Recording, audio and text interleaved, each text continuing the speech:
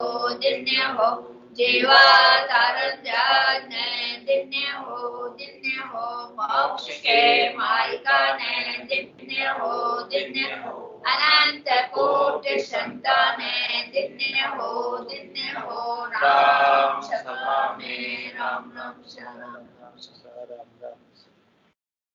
शरणो सतगुरु दयाल को मुखे हृदय हरि नाम नित पथ संगत साधु की जीवन मुक्त सुख राम अनके पद पर कास के दायक सतगुरु राम अनंत कोटि जन सहाय की आय करूं प्रणाम सतगुरु को एको शब्द मन कोई लेवे मान तो सहज होते है संत दास मुश्किल सो आसान भक्ति भक्त भगवंत करो चतुर नाम बहु एक जिनके पद रज परस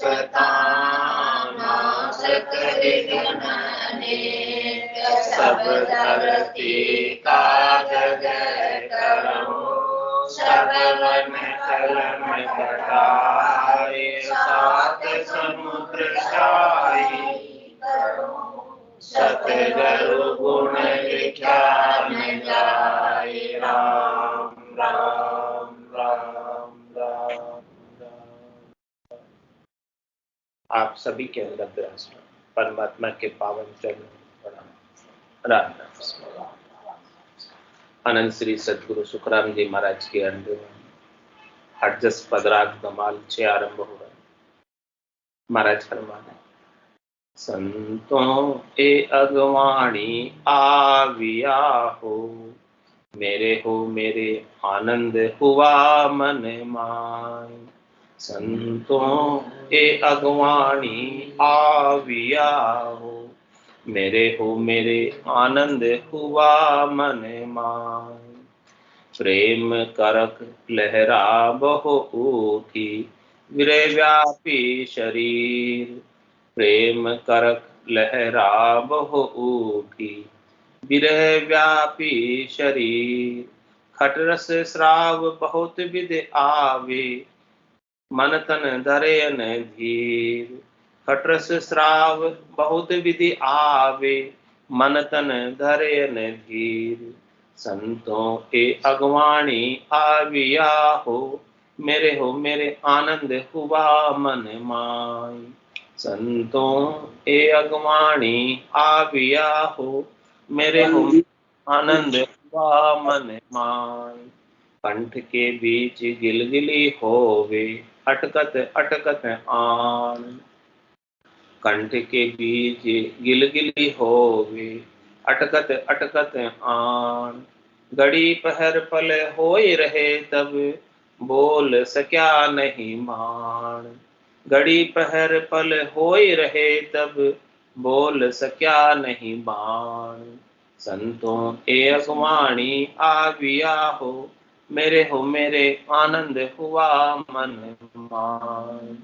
संतों ए अगवाणी आविया हो मेरे आनंद हुआ मन मान। हृदय माय हिलोला खावत शोक पड़े तब आय। हृदय माय हिलोला खावत शोक पड़े तब आय। जैसे बाज जपटती तर पर तासुई अधिक कहाय। जैसे बाज जपटती तर पर तासुई अधिक कहाय। संतों ए अगवाणी आविया हो मेरे आनंद हुआ मन मान। नाभ कंवल में सुन धुन उठी कांप रयो सब डील। नाभ कंवल में सुन धुन उठी कांप रयो सब डील। बाजा राग छत्तीसों बाजे खुली है अगम की मील। बाजा राग छत्तीसों बाजे, खुली है अगम की मील। संतों हे अगवाणी आविया हो, मेरे आनंद हुआ मन मान। सुरग की से पिछम दिस घेरा, दिया है जमा शिर पाँव। सुरग की से पिछम दिस घेरा, दिया है जमा शिर पाँव। लागा बंद नखचक बीचे, सब जुग देखत चाव। लागा बंद नखचक बीचे, सब जुग देखत चाव। संतो ए अगवाणी आविया हो, मेरे आनंद हुआ मन मान। त्रिकुटी माए जाए जन बैठा, तीन जोत जहाँ हो। त्रिकुटी माए जाए जन बैठा, तीन जोत जहाँ हो। कै सुख राम नाद गरणावे, अनंत कड़ागत जो। कै सुख राम नाद गरणावे, अनंत कड़ागत जो। संतो ए अगवाणी आविया हो, मेरे आनंद हुआ मन मान। महाराज संतों से कह रहे हैं, संतों, साधना करने वाले जनों, भक्ति करने वाले जनों, मेरे ये अगवाणियां हैं। अगवाणी का मतलब आगे से ऑटोमेटिक चेन आए हैं। अगवानी यानी जो लेने आते हैं, फरिश्ते लेने आते हैं। तो ये आगे से मेरे को लेने आए। किसको लेने हैं? आत्मा। कहाँ लेकर जाएंगे? अगम देश में, अमरलोक में, संतों के देश में, रामजनों के देश में। तो उसकी पहचान क्या है? पहचान बता रहे कि आत्मा अमरलोक में जाने वाली है, और उसको लेने के लिए अगवाणी आगे से लेकर बताने वाले आ गए। कौन कौन आए वो सारे महाराज उसकी परीक्षा बता रहे, कसौटी बता रहे कि घट के भीतर कैसी स्थिति बनती है जब अगवाणी आगे से आकर जाने वाले आते हैं। तो आनंद की अनुभूति भीतर में होने लगती है। कैसे हुआ आनंद? प्रेम करक लहराबो उठी, विरह व्यापी शरीर। अगवाणी कौन है? मुख्य अगवाणी कौन है? निज नाम, सतनाम, कुदरत, कला, नेच। ये इस आत्मा को लेकर जाता है, और ये जब तक नहीं आता है तब तक ये आत्मा नहीं जाती, तीन लोग में। और ये कैसे आता है? भेद सहित ज्ञान घटा, प्रेम भाव नैचो मन पाव। मोक्ष मिलन की यही है उपाय, दूजी नहीं शिष्ट में। और इसका भेद कैसे जाना जाए? हे भूप निज नाम मुख माय नहीं आवे, ज्ञान गम सोजा गतनाय पाव। दस रूपी गुरु की दिल मेर भाई, निज नाम जागे शिष्ट। इसके भेद को जानने के लिए निजमन ले जाकर सदगुरु के ज्ञान के समक्ष सौंपे, और सदगुरु का निजमन रीत जाए तो निजमन की निजमन पर मेहर हो जाए और निज नाम जागृत। ये मुख्य अगवाणी है। ये अगम देश से आता है और अगम देश में लेकर जाता है। जहां बिछड़ा जहां जाए, वही उस एकर्ता पद में लेकर जाएगा। तो महाराज जब ये आता है, निज नाम कंठ कमल पर प्रकट होता है, जागृत होता है, तो कैसी स्थिति बनती है उसके बारे में महाराज वर्णन करके बता रहे हैं कि प्रेम करक लहरा वो उठी। प्रेम की करक, प्रेम की लहरें भीतर में उठ रही, प्रेम प्रकट हो गई। प्रेम भाव नैचो मन पावे। क्या करें? प्रेम का भाव, जैसे ऐसे ज्ञान का भेद मिलता है केवल ज्ञान का, तो प्रेम का भाव स्वतः ही प्रस्फुरित होने लगता, प्रेम स्वतः ही प्रकट हो जाता है। प्रेम को उपाना नहीं पड़ता। प्रेम उपाने की भक्ति नहीं है, प्रेम भी ऑटोमेटिक जागता है। ठीक है? प्रेम भाव नैचो मन पावे, पावे लगा, पावे मतलब ऑटोमेटिक। प्रेम का भाव ऑटोमेटिक आता है, नैचा विश्वास भी ऑटोमेटिक आता है। जब ऐसी चीज, ऐसी वस्तु साधना करने वाले, भक्ति करने वाले जन के भीतर भजन की ऐसी रीत बनती है, तो अपने आप उसे विश्वास आ जाता है कि सदगुरु की अगाध सत्ता आज भी जागृत हो रही है। और जिसके गट के भीतर जागृत हुई है उसको वो निश्चित रूप से लेकर जाएगी ही जाएगी, इसमें कोई दोहराई वाली बात नहीं है। तो प्रेम कर लहरा बो उठी और हृदय व्यापी शरीर, और पूरे शरीर के अंदर निज नाम की जागृति से ही विरह उठने लगता। परमात्मा से मिलने के लिए आत्मा विरह नहीं हो जाती, उसको ऐसी तड़प लगती है, लगन लगती है। वो लगन भी ऑटोमेटिक लगती, लगन लगानी नहीं पड़ती, विरह उपानी नहीं पड़ती, उपानी नहीं पड़ती। निज सतगुरु की कृपा से जब निज नाम जागृत हो जाता है तो विरह भी ऑटोमेटिक आती है। पूरे शरीर में विरह व्याप्ति है कि अब मुझे इस संसार में नहीं रहना है, मुझे परमात्मा के देश में जाना है। अब बहुरी जग में नहीं आवड़े, आप मिलो नहीं आए। हे परमात्मा, आप आकर मिलो। यह आत्म सुंदरी ऐसी विरहनी आत्मा ऐसे परमात्मा से पुकार करती है, हृदय के भाव से, आठ भाव से, भीतर के भाव से पुकार करती है। और ऐसे विरह की पुकार को परमात्मा शीघ्र सुन, जैसे गज ने आठ भाव से सारे अपने अहंकार को, गर्व को, गुमान को, शक्ति को, ताकत को छोड़कर आधा नाम भी परमात्मा का लिया, तो परमात्मा तुरंत प्रकट होकर ग्राह के फंद से छुड़ा लिया। ऐसे ही आत्मा विरह के अंदर, विरह के साथ जब भजन करती, प्रेम के साथ जब भजन करती, तब उस भजन को परमात्मा तुरंत सुन लेते और सुनकर तुरंत घट के भीतर आनंद स्वरूप दर्शन देते। उनके दर्शन कैसे? आनंद स्वरूप ही उनके दर्शन।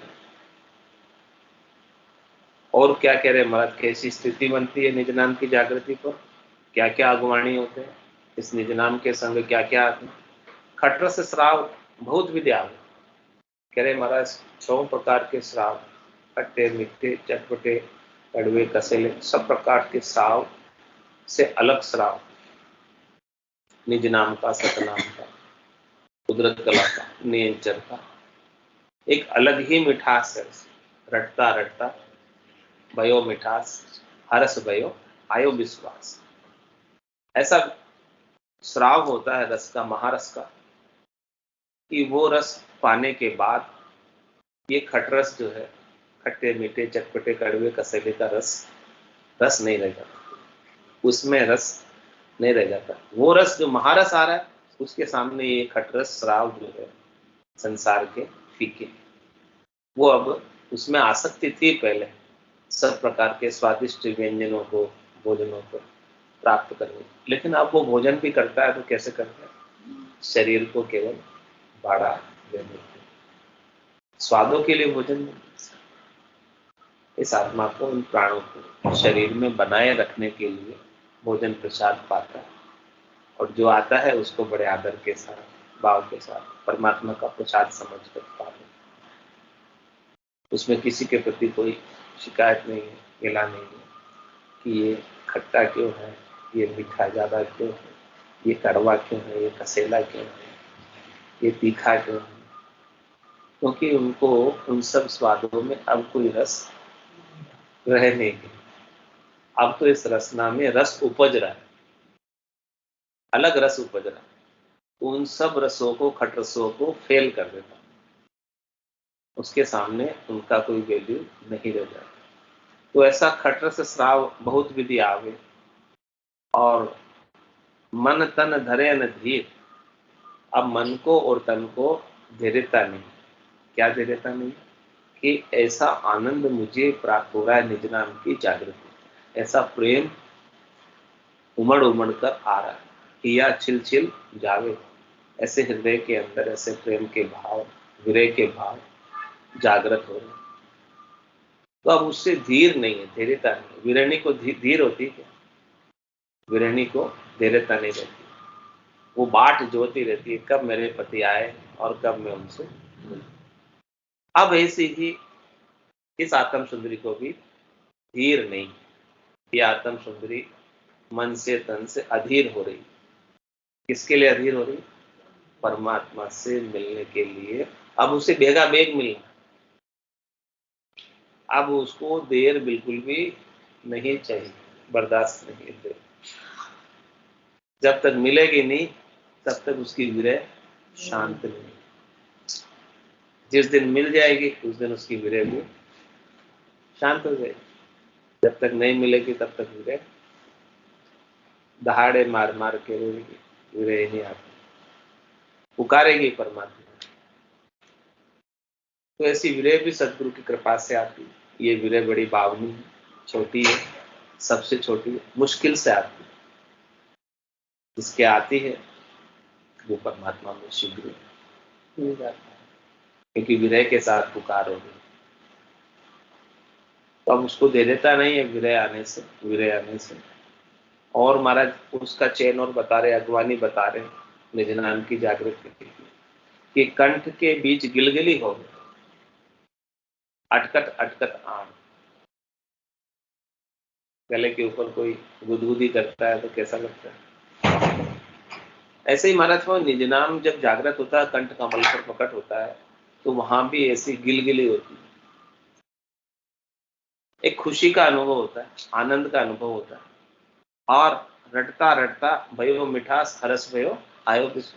तो जो महारस उसके अंदर प्रकट हुआ रटने से, नाम के सुमरण से, वो कंठों के बीच रस उसका अड़ अड़ कर नीचे उतर। तो अब उसमें से जब रस उतर रहा है नीचे, तब उसमें से वो घड़ी पहर पल हो ही रहे तब बोल सक्या नहीं महाराज। जब ऐसा रस महारस उतर रहा है अंदर नीचे, कंठ में से अड़ अड़ कर निकल रहा है, तो कंठ उस समय अवरुद्ध हो जाता है ऐसे रस से, रास्ता बोलने का बंद हो जाता है, क्योंकि उसमें महारस की गंगा बह रही है। बोलेगा कैसे? ऊपर से रस नीचे की तरफ बढ़ रहा है, पूरे वन के अंदर, पूरे शरीर के अंदर जब ऐसे महारस का प्रवाह होने लगता है कंठ से, तो महाराज हमारे की जब ऐसी घड़ी आती है, ऐसा प्रहर आता है, ऐसा पल आता है, जिस समय ऐसा महारस आड़ कर नीचे उतर रहा है, उस समय वो अपने मुखारबिंद से कुछ शब्द बोल नहीं पाता, कह नहीं पाता कुछ। बस उस रस को, रसास्वादन लेता, रस का आनंद लेता कि ऐसा रस उतर रहा है भीतर।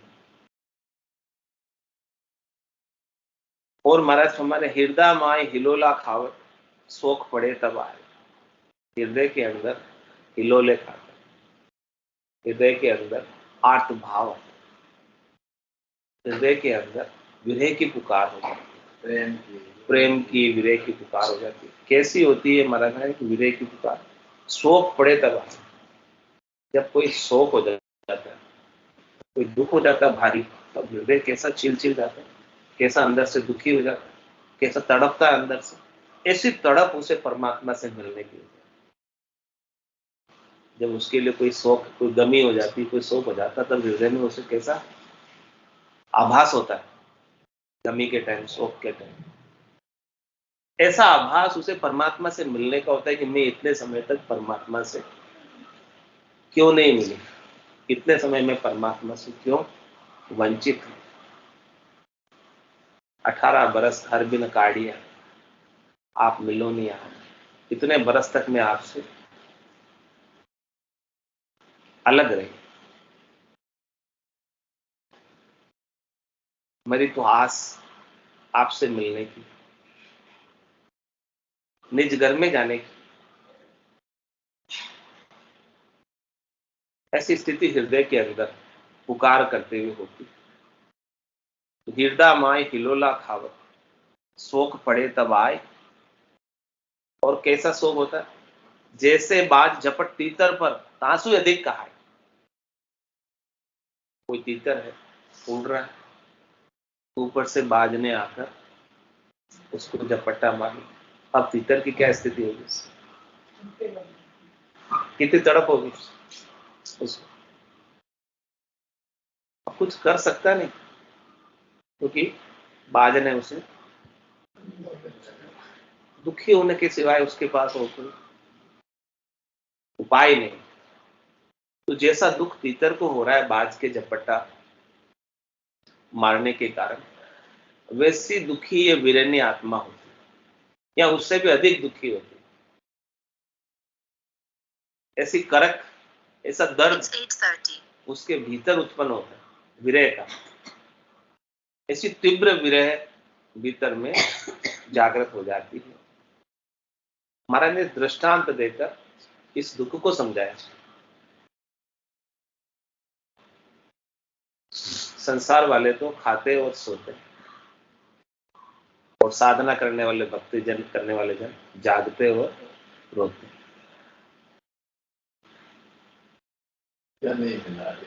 क्यों परमात्मा? संसार वाले तो खाने और सोने में मस्त है, उनको कोई दर्द थोड़ी है। सदगुरु के शब्द की चोट पड़ती है तब ऐसा दर्द भीतर में उठता है, शब्द की चोट से। ऐसी शब्द की चोट पड़े और अपने भीतर ऐसा दर्द उत्पन्न हो तो अपन अपने लिए बहुत ही निहाल हो जाए, कल्याणकारी ये दर्द, ये विरह। ऐसे शब्द की चोट सीधी हृदय पर पड़े, सदगुरु के शब्दों की चोट। बिना चोट पड़े किसी के दर्द होता है क्या? चोट लगती है तब दर्द होता है। कौन रोता कौन है? जिसके दर्द हो रहा हो वही तो रोएगा। जिसके कोई दर्द ही नहीं है, जिसके चोट लगी नहीं, वो क्यों रोएगा? ये चोट कैसी है? भीतर की चोट है, शब्दों की चोट है, सदगुरु के अणबे के शब्द हैं। इसकी चोट हृदय पर सीधी होती है और हृदय बींद जाता है, छेदन हो जाता है हृदय। सीधे शब्द हृदय पर उतर जाते हैं, वहां घर कर जाते हैं और हिया छिल छिल जाता है।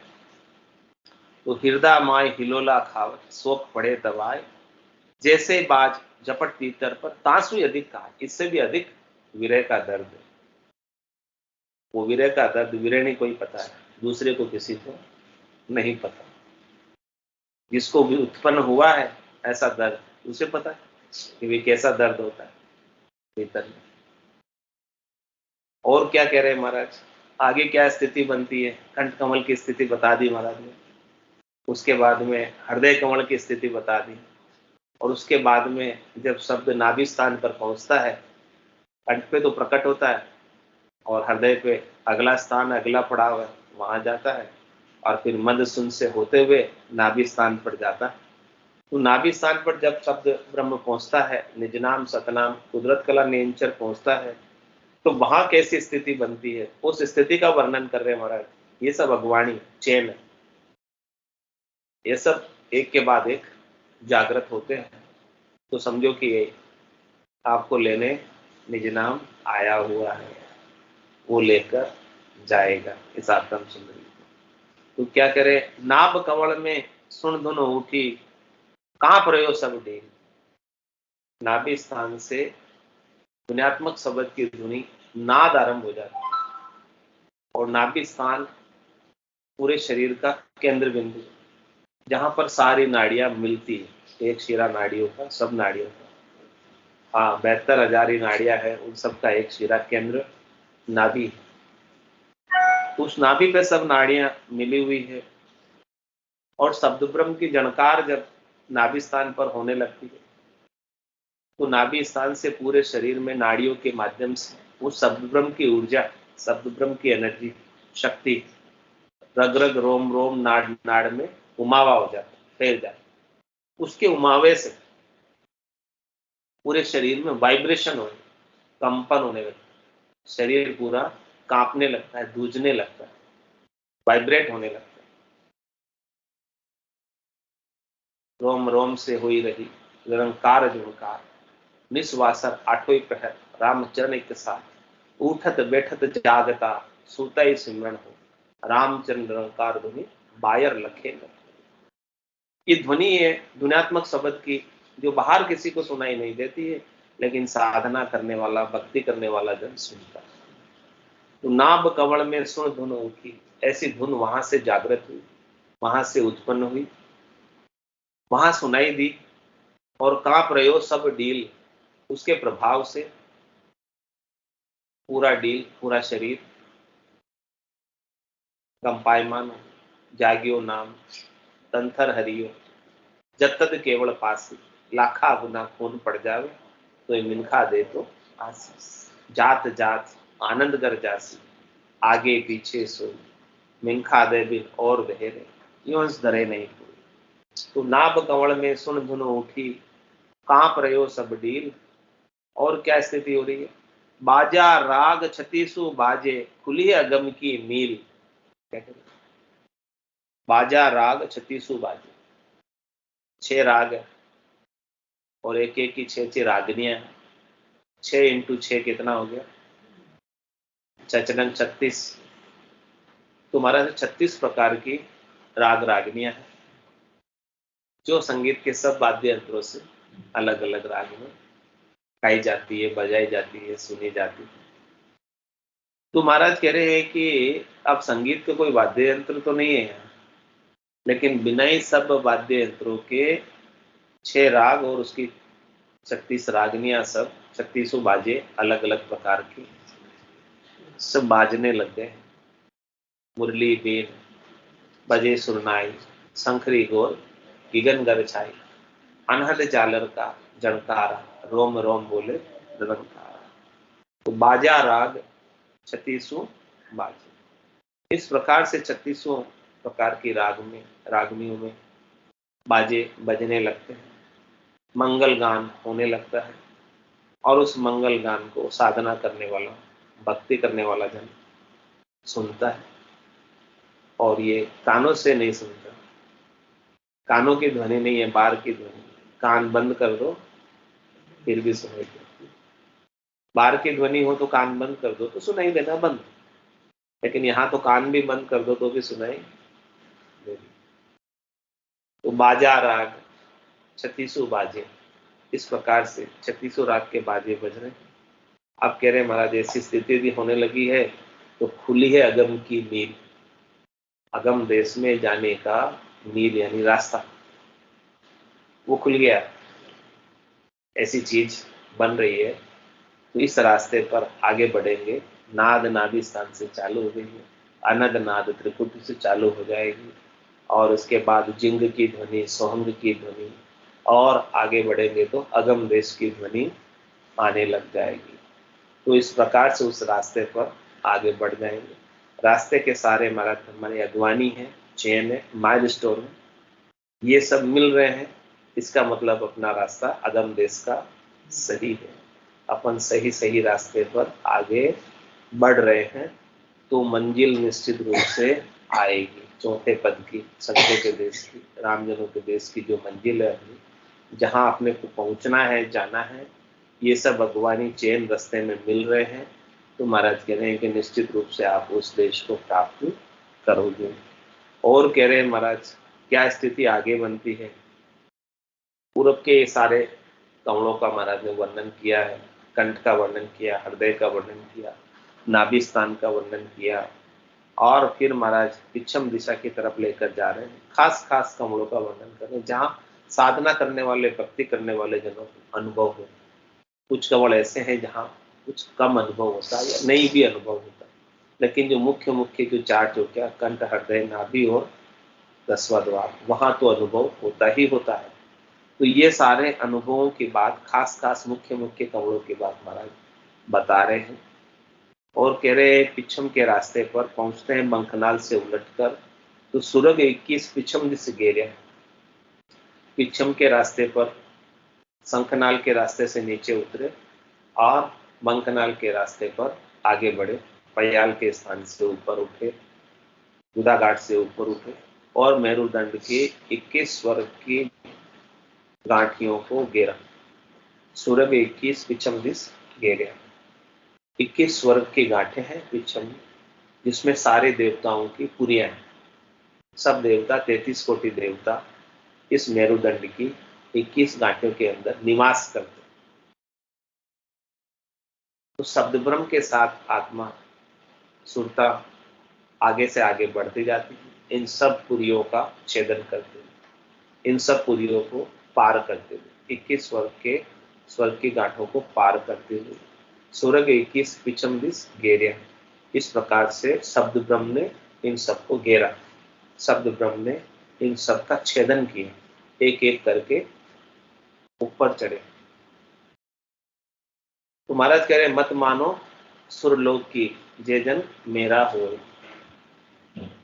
जहाँ ये देवताओं की पुरिया है, सुरलोक है, वहां पर देवता आपको अनेक प्रकार के प्रलोभन देंगे, अनेक प्रकार के सुख पहुंचाएंगे, क्योंकि देवताओं का काम क्या है? सुख पहुंचाने का काम। तो महाराज कह रहे वहां यदि आप सुख लेने में लग गए तो आगे नहीं बढ़ पाओगे। कह रहे क्या कहा? सुख दुख से देखो मती, आराधो अंक दो ही। आपको जो 2 अंक सदगुरु ने बताए हैं, रकार और मकार, श्वास और उश्वास में, रसना और कागल्य से, इसकी आराधना आप मत छोड़ो। ये सुख यहाँ आएंगे अनेक प्रकार के, और दुख भी आएंगे, सुख दुख दोनों आएंगे। तुम्हारा के सुख दुख से आप न तो सुखी होना और न दुखी होना। ये चैन सही है, ये चीजें बरत रही है, इसका मतलब ठीक ठीक रास्ते चल रहे हैं। लेकिन यहाँ इन चैनों में अटकना नहीं, ठहरना नहीं। अटक गए, ठहर गए तो अगम देश पहुंच नहीं पाओगे। दोनों अंकों की आराधना रकार और मकार की सतत रूप से, अनुरत रूप से बनती रहे। तो सुरग 21 पुछम दिस गेरिया और दिया है जमा शिरपा। और कह रहे महाराज मेरुदंड की 21 गांठों का छेदन करते हुए ऊपर जो मेरुदंड का ऊपरी भाग है, वहां पर धर्मराय का स्थान,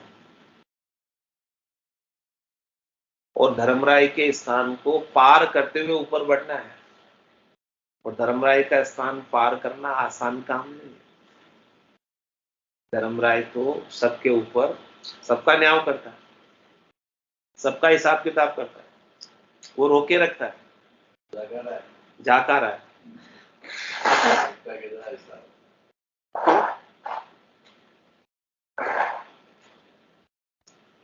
और जो स्थान है, रास्ता है, वो बहुत छोटा है वहां से जाने का। वो रास्ता जो है बहुत छोटा है। वो धर्मराय के स्थान के उसके सिर के ऊपर से होकर रास्ता जा रहा है। वहां धर्मराय का स्थान, वहां धर्मराय बैठा हुआ है। तो क्या वो अपने सिर के ऊपर से आपको जाने देगा? महाराज कह रहे कि मैं भी वहां 7 दिन अटक गया, बहुत दर्द हुआ मेरुदंड। वहां से सब रिटर्न हो जाता, इतना करूर है वहां का देश, धर्मराय का मेरुदंड का स्थान। जाने नहीं देता जब तक सारे कर्मों का हिसाब किताब नक्की चक्की नहीं हो जाए, तब तक वो छोड़ेगा, अपने एरिया से बाहर करेगा, नहीं करने देता। तुम्हारा क्या है? सब ये भजन के माध्यम से कह सुखराम चरण तेरी ऐसी मोई बताई, भजन किया सु कर्म कटेला कटे पलट के। सब प्रकार के कर्मों को काट कर ही वो जाने देगा, उसके बिना वो अपने स्थान से भी आगे नहीं बढ़ने देगा। तो महाराज फरमा रहे कि वो रास्ता ऐसा है कि वहां से निकल कर जाना होता है। भीतर में ही है सब, अंदर ही है सब। पिंडे सो ब्रह्मंड के बाहर है, वो सब भीतर है। तो अपने पिंड के भीतर ही उसके ऊपर से होकर जाना है। तो वो तभी छोड़ेगा, तब आपके सारे कर्मों का हिसाब किताब नक्की चक्की होगा। और कह रहे हैं महाराज आगे क्या स्थिति बनती है? लागा बंद नक्षक बीचे सब जुग देखत चाव। एडी से लगाकर चोटी तक बंद लग जाते हैं। 3 प्रकार के बंद लगते, नाभि में जालंधरी बंद, मेरुदंड पर उत्तानपाद बंद, त्रिपुटी में त्राटकी बंद, पूरा शरीर एडी से चोटी तक खिंचाव होता है तीनों प्रकार के बंदों से। तो तीनों प्रकार के बंद पूरे युग के अंदर, पूरे शरीर के अंदर खिंचाव कर रहे हैं सब तरफ से। तो महाराज फरमाने की उसका भी चाव अलग ही है देखने, इन बंदों का दर्द अलग ही है। और बंद कैसे खुलेंगे? भजन के माध्यम से। जितना अधिक प्रकार और मकार का रसना और कागल्य से श्वास उश्वास में उच्चारण होगा, ऑटोमेटिक सारे बंद भी खुल जाए। बंद लगते हैं और फिर ऑटोमेटिक खुल भी जाते हैं। तो लागा बंद नक्षक बीचे सब जुग देखत चाव, त्रिकुटी माए जाय जन बैठा 3 ज्योत जहां। और क्या क्या करेंगे? त्रिकुटी में जाकर बैठ गए, ईडा पिंगला त्रिशूला में। वहां पर भी त्राट की बंद लगा हुआ, खिंचाव होता है त्रिकुटी में, वहां पर भी। और वहां पर 3 प्रकार की ज्योतियां हैं, ईडा पिंगला चुचमुड़ा। ये भी एक नाड़ियां हैं, ये भी एक नाड़ियों के अंदर ऊर्जा है, शक्ति है, ताकत है। ये ज्योति के रूप में ही ताकत है वहां पर। It's तो 8:45. वहां पर सब ये तीनों नाड़ियों का, इडा पिंगला चुचमणा का मिलन होता है, त्रिवेणी संगम। तो कै सुखराम नाद गरनावे, अनंत कला गत जो, वहां पर अनंत नाद की ध्वनि गरनाट कर रही है और उसकी अनंतोई कलाएं की गति वहां पर दिखाई दे रही है। महाराज कह रहे ऐसे माइलस्टोन है। तो अब त्रिकुटी नाई के किया गिगन प्रवेश, अब आप गिगन मंडल में प्रवेश करने के अधिकारी हो गए हैं। त्रिकुटी में निष्पत नहाना, जहां जाजे जल जूझ के निर्मल होए निराट, वहां पर अपने मल के मेल को सारा वहां पर साफ कर लेना और आगे परमात्मा के देश में प्रवेश पा लेना। बोलो राम सतगुरु देव जी महाराज में दिन्य हो। परम दयाल सतगुरु सुखराम जी महाराज में दिन्य हो, दिन्य हो। अनंत श्री सतगुरु सुखराम जी महाराज के ज्ञान सत्स्वरूप भगवान में दिन्य हो, दिन्य हो। केवली भगवंता ने जीवातारण जहाज, मोक्ष के मालिका ने अनंत कोटि संतान, राम सभा में राम राम सा राम राम सा राम राम राम राम राम राम सा सब संतान है, सत्संज्ञान है। राम राम राम राम।